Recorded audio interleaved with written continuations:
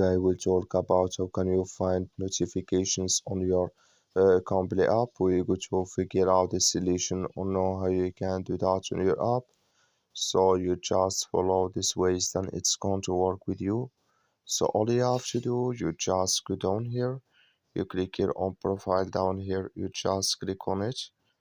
So then it's going to take you to this list. It's going to show for you like this here.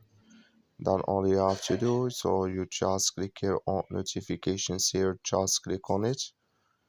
So then it's going to take you to this list. It's going to show for you like this here. Then here you will find all notifications you have in this list here.